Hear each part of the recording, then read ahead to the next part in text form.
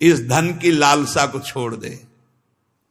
भैया बहुत विचित्र, ये 3 शब्द, इनको साधारण मत समझो, पूरी सृष्टि में बड़े सीमा पे रखे गए।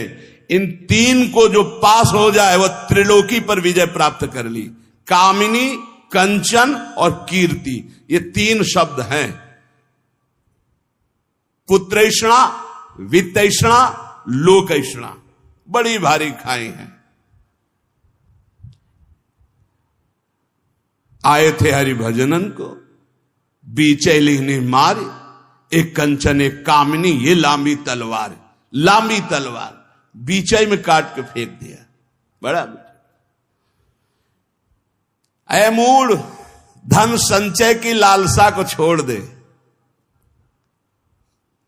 भैया जहां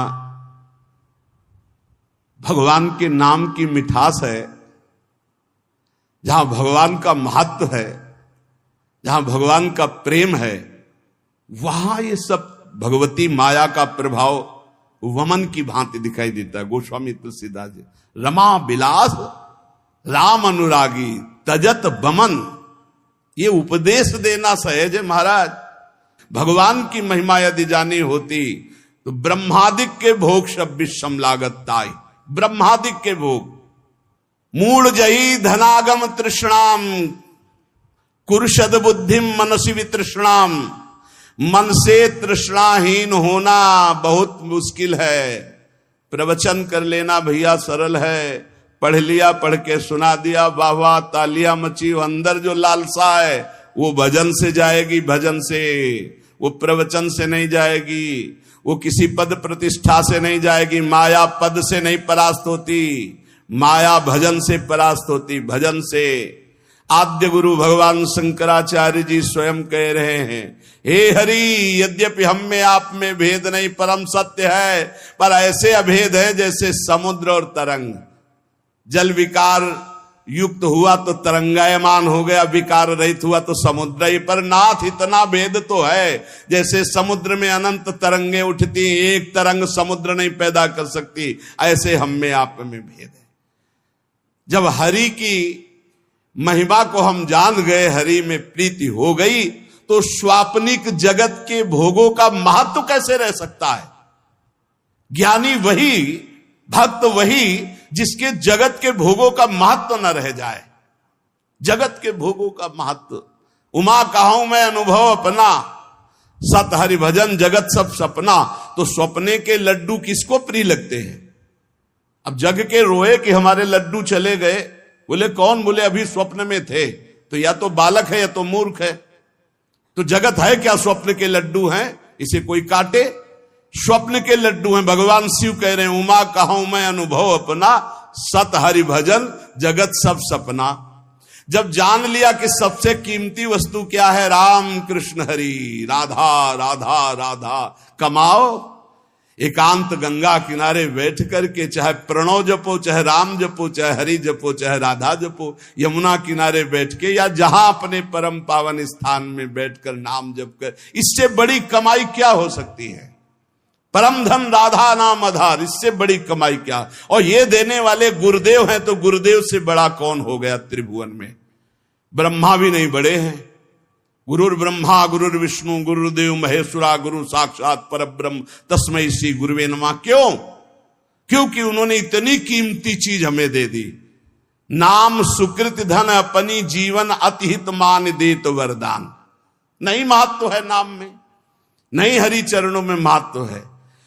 1000-2000 रुपया के लिए घंटा 2 घंटा भगवान का विस्मरण हो सकता है, देख लो। अगर कीमती वस्तु पहचान ली भगवान का नाम, तो एकादशी स्कंद में लिखा हुआ है, त्रिभुवन की राज्य लक्ष्मी देने पर, त्रिभुवन की राज्य, आधे पल के लिए भी जो प्रभु का स्मरण ना छोड़े, वो भगवान का महान लाडला भक्त कहा जाता है। या छोटी मोटी वस्तु क्या। अरे आप सोचो, माया के एक इशारे से अनंत ब्रह्मांड रच गए। लोक के लोक रत्नों के महलों से बने हुए हैं, रत्नों के महलों से। आप क्या समझते हो, ऊपर जो लोक है, दिव्यताओं की भरमार है, एक से एक दिव्यता। मतलब पूरी मृत्युलोक बिक जाए, ऐसे ऐसे एक एक विमान हैं, जिन विमानों पर बड़े बड़े पुण्यात्मा चलते हैं, ऐसे लोक के लोक बिक जाएं, ऐसे विमान हैं। वहां के रत्न ऐसे, रत्नों से ऐसे श्रृंगारित विमान, ऐसी सुंदरियां, और वो भी एक स्वप्न है, मरने के बाद फिर वही। और सबसे महान हरि के धाम जाना है, हरि के भक्त, इससे बढ़कर जिसको हरि की पहचान हो जाती है, जिसको हरि का महत्व हो जाता है, तो सुरपति नरपति लोकपति जिनके भाव है घास घास तिनका, भगवान के दासत्व के आगे भक्त को एकमात्र भगवान में ही प्रियता और महत्ता होती है। एकमात्र भगवान त्रिभुवन पति हिरण्यकश्यप है, न प्रियता है, न महत्व है, न भय है। 5 वर्ष का बालक प्रहलाद। धन संचय की लालसा छोड़ दो, सद्बुद्धि को धारण करो, मन से तृष्णाहीन हो जाओ, प्रारब्धानुसार जो कुछ तुम्हें वित्त मिले उसी से संतोष करो।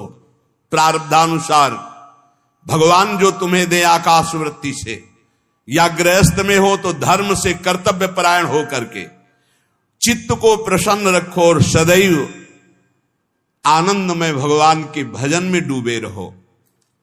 ये मूढ़ता छोड़ो। अर्थम अनर्थम भावे नित्यम नास्ति ततः सुख लेशः सत्यम पुत्रादपि धन भाजाम भीति सर्वत्रैसा विहिता नीति भज गोविंदम भज गोविंदम गोविंदम भज मूढ़मते। ये अर्थ मान अनर्थ है, सचमुच इसमें सुख का लेश भी नहीं है। जहां यह अर्थ आता है भारी दोष पैदा होना शुरू हो जाते हैं। यह नीति है। धनवान सदैव भयभीत रहता है, चिंतायुक्त रहता है, भोगी होता है, विषयी हो जाता है। जो भगवान में स्थित है उसकी बात अलग है। कोई बिरला, हजारों में कोई सत्य मार्ग पर बिरला, जो पर्दे के सामने कुछ और पर्दे के पीछे कुछ और, उसे सत्य मार्ग का पथिक नहीं कहते, व्यापारी कहते हैं। और जो एक रस रहता है, मन एक, वचन एक, कर्म एक, समाज एक, एकांत एक, वही महात्मा कहा जाता है। और ऐसे महात्मा भगवान की कृपा से मिलते हैं, अपने पुण्य प्रताप से नहीं मिलते, भगवान की कृपा से मिलते। जो भगवत प्रेमी महात्मा है, अब मोहि भा भरोस हनुमंता, बिनु हरि कृपा मिले नहीं संता। जब दवहि दीन दयाल राग हो तो साधु संगति पाइए। इसलिए काते कांता कस्ते पुत्र संसारोय मतीव विचित्र कस्तम कह कुत आयातास्तत्वम चिंतय यदिदिम भ्रातः भज गोविंदम भज गोविंदम गोविंदम भज मूढ़मते। कौन तेरी स्त्री? पहचान पाया? बस चमड़े को देखकर भूल गया। अंदर बैठा हुआ गोविंद है, उसे देखा नहीं देखा। कौन तेरा पुत्र है? पहचान पाया? कहां से आया है, कौन है, कब जाएगा, कहां जाएगा, कोई परिचय नहीं। बस बड़े परिचय वाले बनते हो। हाँ कौन है, हम जानते हैं हमारा पुत्र, कहां से आया है, ये कौन है पुत्र रूप में, ये कब जाएगा, आपको पता है कहां जाएगा, कौन है ये, कुछ परिचय नहीं। बोलो जिससे कोई परिचय नहीं उससे तुम आसक्ति किए हुए हो। बिना परिचय के आसक्ति कहां हो सकती है? बोले नहीं परिचय मेरा पुत्र नहीं, वो तो आप शरीर को देख के बोल रहे हो। पुत्र रूप में कौन आया है पूछ तो रहे। शास्त्र कह रहा है, पहचान पा रहे हो कौन तेरी स्त्री बना हुआ है, कौन तेरा पुत्र बना हुआ है? अरे भाई बड़ा विचित्र है। तत्व का चिंतन तो है नहीं, केवल शरीर को देखकर अपना मान रहे हो। अरे तू ही कौन है, पहचाना तूने? इतने दिन हो गए शरीर में रहते हैं। तू कौन है, किस हेतु आया है, क्या कर रहा है, कहां जाना है, तेरा कौन है, तू किसका है प्रश्नों का उत्तर नहीं। इसलिए भज गोविंदम भज गोविंदम गोविंदम भज मूढ़मते। अरे गोविंद का भजन कर ले मूढ़मती, पूरा जीवन व्यर्थ चला जाएगा। मां कुरु धन जन यौवन गर्वम हरति निशेषात् कालः सर्वं मायामयमिदमखिलं हित्वा ब्रह्मपदं त्वं प्रविश विदित्वा भज गोविंदम गोविंदम भज मूढ़मते। धन किसका हुआ? कौन लाद के ले गया? कोई नहीं। ये सब कोई जानता है लेकिन आसक्त है। क्यों? भजन नहीं है। खास बात, सब कोई जानता है यहां से 1 रुपया नहीं ले जा पाओगे। एक कैसा तमाशा है। हम ऐसे देश में भेजे गए हैं, कमा लो, 1 पैसा लेके नहीं जाओगे, बना लो व्यवहार, कोई तुम्हारे साथ नहीं जाएगा। खूब जिम करके तगड़ा कर लो शरीर, ये एक क्षण में छूट जाएगा। जो ले जाना है वो है भगवत नाम जप, भगवत स्मृति, उधर से सब बेपरवाह। और जो 1 चवन्नी यहां से नहीं ले जाना, 25 पैसे। अब आप विचार करो,